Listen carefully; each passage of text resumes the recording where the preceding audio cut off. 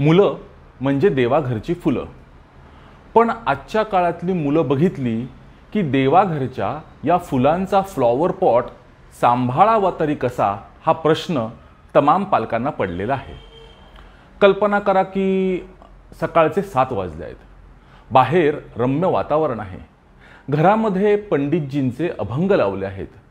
चहाचा एक राऊंड झाला असून अजून एक मिळावा यासाठी तुमची जुळवाजुळव सुरू आहे.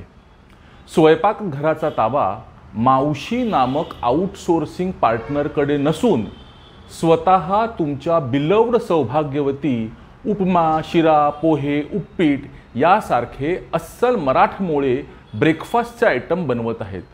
घरात सहजच येरझारा घालत असताना तुमची नजर तुमच्या अपत्याच्या बेडरूमकडे जाते.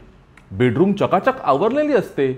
स्टडी टेबल नावाच्या वस्तूचा उपयोग लॅपटॉप, एक्सबॉक्स, व्हिडिओ गेम खेळण्यासाठी किंवा चहा कॉफीचे रिकामे कप, सरबताच्या मोकळ्या बाटल्या ठेवण्याची एक जागा असा होत नसून तुमचा चिकू म्हणजे खाण्याचा चिकू नाही हो, चिकू चिरंजीव कुमार किंवा चिरंजीव कुमारी त्या स्टडी टेबलावर अभ्यासाला बसलेले असतात.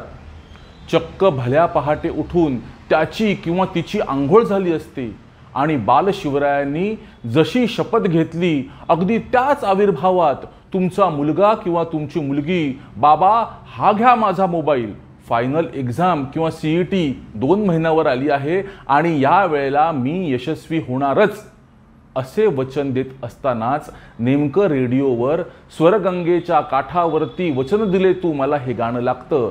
तुमच्या आणि तुमच्या मिसेसच्या डोळ्यांच्या कडा आनंदाश्रूंनी भरतात आणि मग this is just because of my शिस्त आणि हिचे संस्कार बरं का, असं काहीतरी तुम्ही पुटपुटत जाता.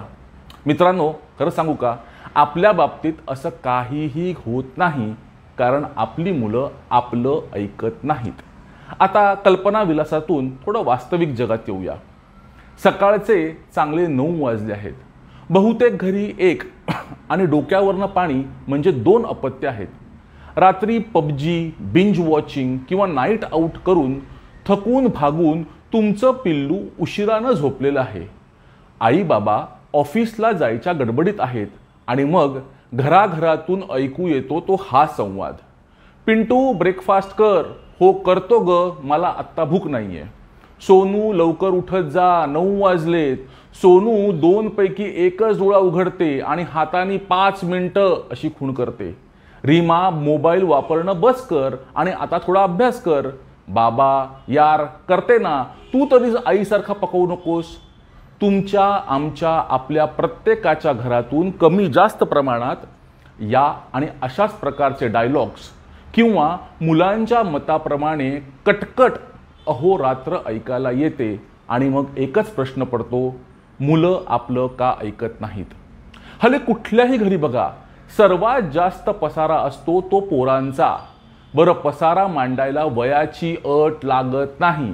एकतर आईबापाने मुलांचा पसारा किंवा खोली आवरायची नसते आणि कितीही प्रयत्न केला तरी तो पसारा आवरला जात नाही.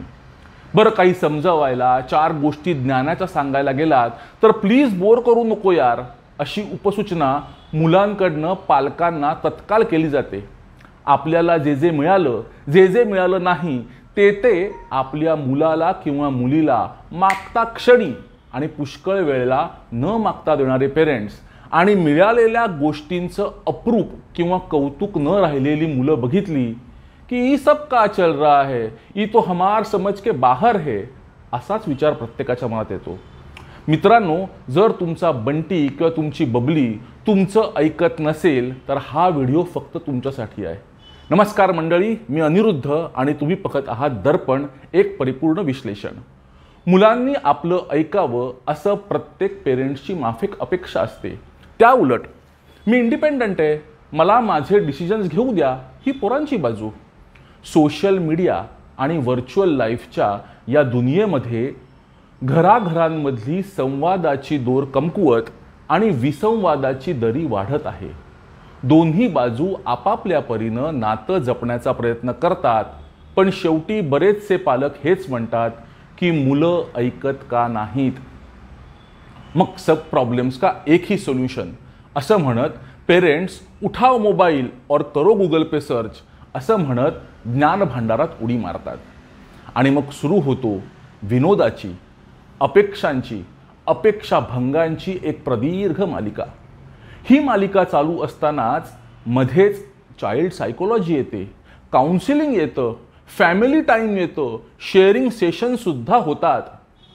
पेरेंट्स नावाचा गरजू हे सगळं सगळं सगळं निमूटपणे सहन करत असतो आणि मग एक दिवस शेवटी वैतागून कंटाळून त्याला वारसा हक्कानं मिळालेलं, हमखास यश देणारं, पिढ्यानपिढ्या वापरलेलं एक हक्काचं हत्यार तो बाहेर काढतो. त्या हत्याराचं नाव असतं पोराला किंवा पोरीला ओरडा आणि गरज पडली तर 2 दणके द्या, पोरं एकदम लाईनीवरती येतील. या हत्याराचा बरेचदा उलटा परिणाम होतो. आधी थोडंफार तरी ऐकणारं पोरगं अधिकच बेडर, कोडगं आणि रेबेलियस बनतं आणि आईबाप अधिकच जास्त हताश. मग कोणीतरी हुशार माणूस येतो आणि सांगतो, अरे आजकाल आपल्या मुलाशी किंवा मुलीशी आईबापाच्या नात्यापेक्षा मैत्रीचं नातं जोपास. आणि मग त्या दृष्टीनं प्रयत्न सुरू होतो. या प्रकरणामध्ये बरेचदा पोरापेक्षा आईबाप जास्त पोरकटपणे वागताना दिसतात. इतकं सगळं होऊनही परिस्थितीमध्ये फारसा फरक पडत नाही आणि आपला प्रश्न काही सुटत नाही. प्रत्येक माणूस हा वेगळा आहे. त्याला आपले स्वतःचे असे विचार आहेत आणि तो स्वतःच्या आकलनाप्रमाणे निर्णय घेण्याचा प्रयत्न करतो आणि हाच नियम मुलांच्या बाबतीत देखील लागू पडतो. मुलांना त्यांना जे योग्य वाटतं ते करायचं असतं आणि आईवडिलांना मुलांनी आईवडिलांच्या सांगण्याप्रमाणेच वागावं असं वाटत असतं आणि इथेच खऱ्या अर्थाने प्रॉब्लेमला सुरुवात होते. मग या प्रॉब्लेमला सोल्युशन काय आहे? चला, सर्वप्रथम आईवडिलांनी आपल्या बच्चूला निर्णय घेता येत नाही किंवा तो कितीही मोठा झाला तरी माझा बाबू अजून लहानच या मानसिकतेतून बाहेर पडणे अति आवश्यक आहे. मला विचाराल तर मुलांच्या बाबतीतल्या कुठल्याही निर्णयांची पालकांनी 3 बॉक्सेसमध्ये किंवा 3 कॅटेगरीजमध्ये त्यांना क्लासिफाय करणं हे आवश्यक आहे. कॅटेगरी नंबर 1 म्हणजेच बेसिक किंवा ऑपरेशनल निर्णय. हे निर्णय असे असतात ज्याचा तुमच्या मुलावरती किंवा मुलीवरती, त्याच्या करिअरवरती कुठल्याही प्रकारचा इम्पॅक्ट होणार नसतो. मुलांना हे निर्णय स्वतः घेण्यासाठी पेरेंट्सनी जास्तीत जास्त प्रोत्साहित केलं पाहिजे. फॉर एक्झाम्पल, बाहेर जाताना कुठले कपडे घालू, हॉटेलमध्ये कुठली ऑर्डर करू, अटेंडन्सचं कसं मॅनेज करू, वगैरे वगैरे. थोडक्यात काय तर तुमच्या मुलाच्या किंवा मुलीच्या जीवनातील रूटीन डिसिजन्स हे त्यांनीच घेतले पाहिजेत. त्यात पालकांनी आपलं नाक खुपसायचा प्रयत्न अजिबात करू नये. Second category. ही सेकंड कॅटेगरी आहे ना, ही थोडीशी टॅक्टिकल आहे. इथे आपण मुलांना योग्य तो निर्णय घेण्यासाठी रिसर्च करायला प्रवृत्त करणं आवश्यक आहे. त्यातून चांगलं काय, वाईट काय, प्रोस कॉन्स याबद्दल तुमच्या पिल्लाला थोडं विचार करायला भाग पाडा. फॉर एक्झाम्पल, तुमच्या मुलीला बाईक किंवा स्कूटर घ्यायची आहे तर बजेट सांगून तिला रिसर्च करू द्या आणि मग त्याबद्दल चर्चा करून योग्य तो निर्णय जॉईंटली घ्या. त्यातून मुलांना एक कळतं की life is not that easy आणि मग तुमचा राजू, पप्पी, मुन्ना, पियू यांना आटा आणि चावल ह्याचे भावही कळतात. शेवटचा बॉक्स किंवा शेवटची कॅटेगरी म्हणजे स्ट्रॅटेजिक निर्णय. बालक आणि पालक यांनी एकत्रितपणे किंवा एकत्र येऊन योग्य चर्चा करून हे निर्णय घ्यावेत. सगळ्यात महत्त्वाचं म्हणजे गरज पडेल तिथे एक्सपर्ट ओपिनियन सुद्धा कन्सिडर करावं. फॉर एक्झाम्पल, तुमच्या बबलूने 12वी नंतर मेडिकल करावं का बायोटेक्नॉलॉजी, तुमच्या बबलीनं MBA करावं का अब्रॉडला जाऊन MS. हे निर्णय मुलांचं आयुष्य, फ्युचर आणि त्यांचं करिअर घडवणारे असल्यामुळे हे निर्णय घेताना योग्य चर्चा आणि एक्सपर्ट ओपिनियन घेणं आवश्यक आहे. एक्सपर्ट ओपिनियनमुळे तुम्हाला आणि तुमच्या मुलाला बाहेरच्या जगात आज काय नवीन चाललंय हे सुद्धा कळतं. मित्रांनो, सगळ्यात महत्त्वाचं, जर आई आणि वडील मुलांसमोरच सारखे भांडत राहिले तर तेच तुमच्या मुलानं आणि हेच जर तुमच्या मुलानं लहानपणापासून बघितलं असेल तर लक्षात ठेवा, मुलं ही अति अनुकरणशील असतात. मला विचाराल तर या जमान्यातली मुलं आपल्या पिढीप्रमाणे बाळू 1 2 3 किंवा मूर्ख नक्कीच नव्हती किंवा नाहीत. ती आपल्यापेक्षा 4 नाही 8 पावलं पुढे आहेत, चतुर आहेत, हुशार आहेत.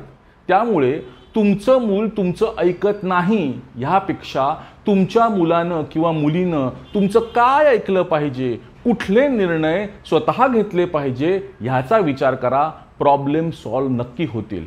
मित्रांनो, विषय आवडला तर लाईक करा, चॅनलला सबस्क्राईब करा आणि हो, तुमच्या मित्रपरिचितांना आमच्याबद्दल नक्की सांगा हीच विनंती. धन्यवाद.